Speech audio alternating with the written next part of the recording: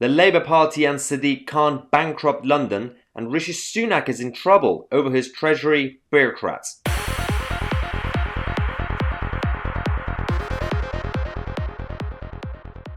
Hello everyone and welcome to the second video of the night. London is in trouble. Local authorities controlled by the Labour Party are in trouble. Why?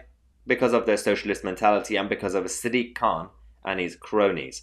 Now, I know a lot of people are not from London, they don't care about London, but unfortunately, London's economy will affect the whole country and the national budget. Now, I'm going to explain to you what's happening with the socialists in the capital of our nation. Before we do that, you only have a few hours left until tonight, midnight on Thursday, to use your special discount code for our I Believe in Britain merchandise. Thank you 10.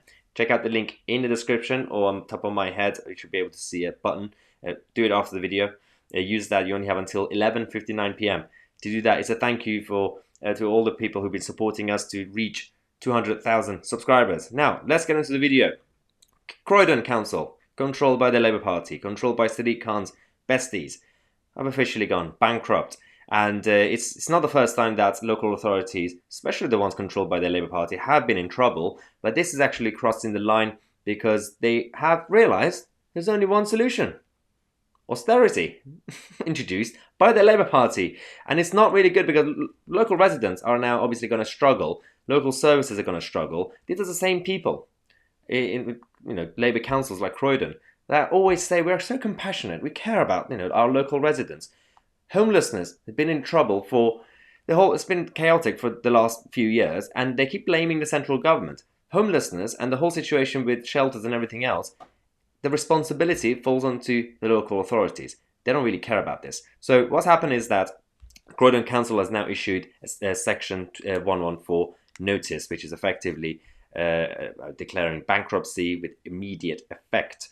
The local Conservative MP, Chris Philp, who is somehow managed to actually win that seat, one of the Croydon seats, has now obviously is blaming the Labour local government, saying that Labour has bankrupted Croydon through poor financial control, running up £1.5 billion in debt and engaging in disastrous commercial property speculations. Now, this is happening at the same time when you have a mayor in London, a Labour mayor, who's been mismanaging the financial situation.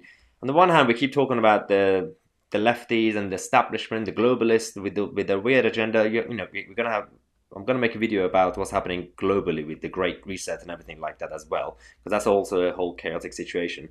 But when it comes to everyday people and everyday lives, these sort of things actually had a massive impact, negative impact, and we have to expose them because not many people think local politics is actually exciting or interesting.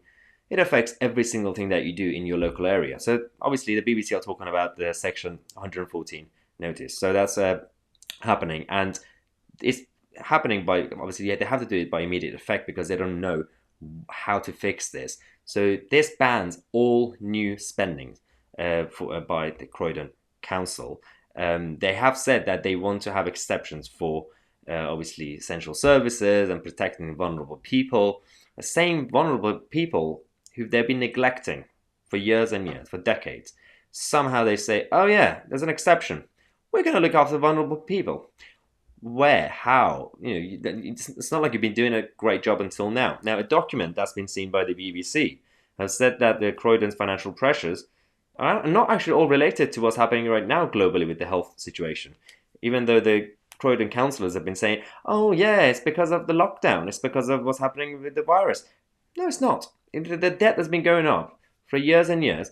A deficit has been getting worse. You haven't actually realised what you've been doing for decades, and now you're surprised that you've gone bankrupt. Don't blame global stuff on your own incompetent behaviour.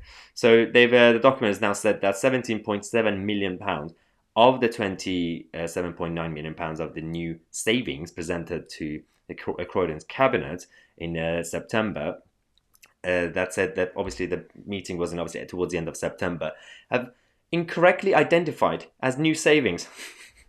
This is absolutely chaotic. No one really knows. The biggest problem we have with all the issues we have around the country, local authorities from Wales to Scotland to the rest of England, is because the mainstream media aren't really interested in scrutinizing and reporting on what's happening locally. So if something happens in Downing Street or with Brexit, they'll be all over the place. But when things happen locally, they don't really care. We have local press and newspapers, but there's not much demand for that. I'm not really saying that like Sky News have to talk about every single council around the country, but when it comes to exposing these sort of things, you don't have to wait until Croydon actually goes bankrupt and then suddenly talk about it. This is quite embarrassing. We need to make sure people understand that local politics matters. Every council election that we have, not many people come out to vote, and that's still a biggest problem in this country. So this, obviously, they've also issued a notice and saying that they're unable to fill a £66 million black hole in their budget. Now, I'm going to talk about why they're not the only ones. It's not just because it's Croydon and all the weird bureaucrats messing up, and thanks to the cabinet members from the Labour Party.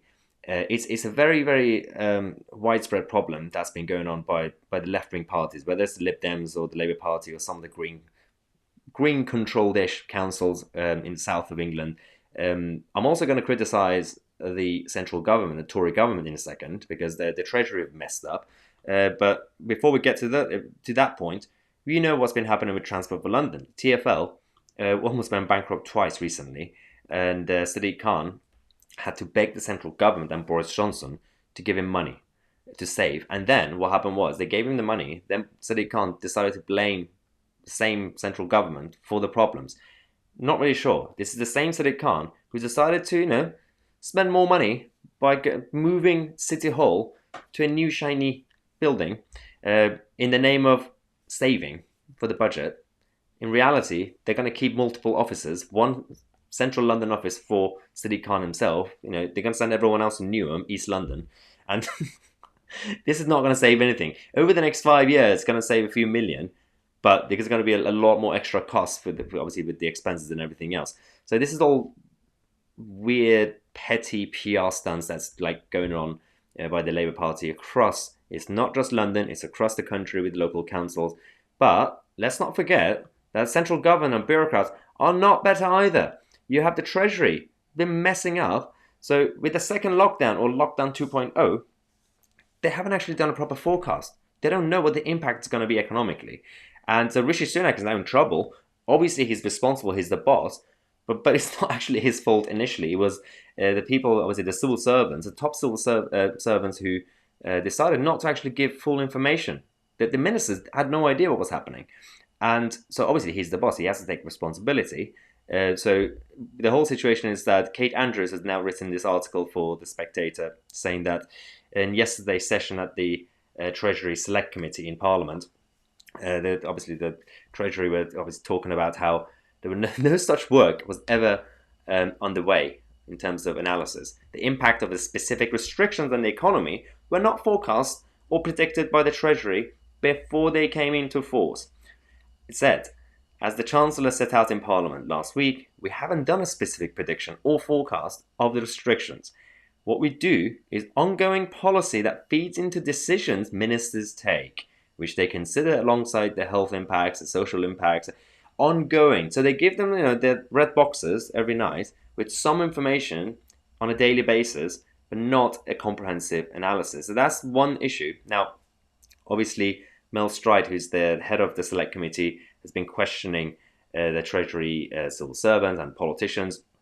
Now, this whole thing will have a massive impact. People think economically we're not doing well. It's going to be even worse. So Mel Stride said, if this analysis doesn't exist, specific analysis of these measures, how can ministers be expected to take rational and sensible decisions on these important matters if they haven't got any analysis, economic analysis, around the impacts of those measures?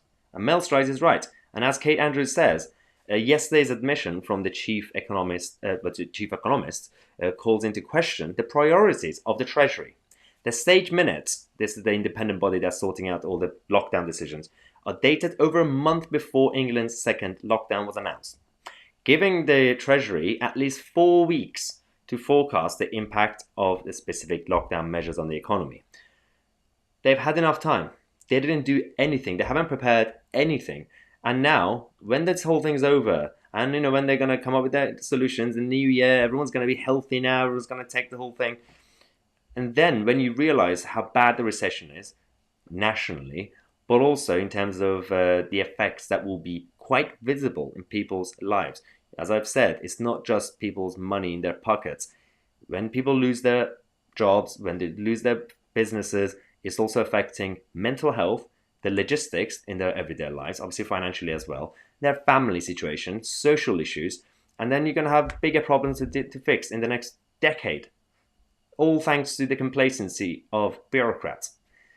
Well done, guys. Well done. But I'm going to keep it light-hearted because not everything's gloomy. You know, things are getting better. Towards the end of the year, we're going to have Christmas.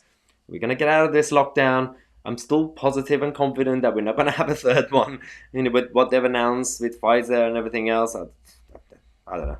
So that's going to happen, and Brexit will happen.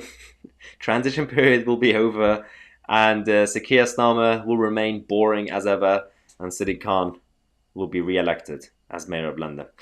On that note, don't forget you only have a few hours. If you're watching this before midnight tonight, because some of you will be watching it the next day, don't forget to use the discount code for your I Believe in Britain merchandise. Thank you, 10. Use it by midnight tonight. We've got obviously the hoodies, as you can see. Lacey and I are wearing them, and obviously coffee mugs, t-shirts, everything else you could think of. If you have any suggestions for any product that you want, put it in the comment section. We had some issues with the caps. We were supposed to have hats, but the supplier, some problems. I'm going to explain at some point later in the next live stream. We're going to bring it back, hopefully. Use the code, don't forget. And also, thanks again. We've reached 200,000 subscribers. It's all thanks to you guys. If you want to become a member, get more in return, obviously, from this channel, check out the link in the description, or just go on youtube.com/mytc/join. Thanks again for watching. I'm mytc. I'll see you guys in the next video.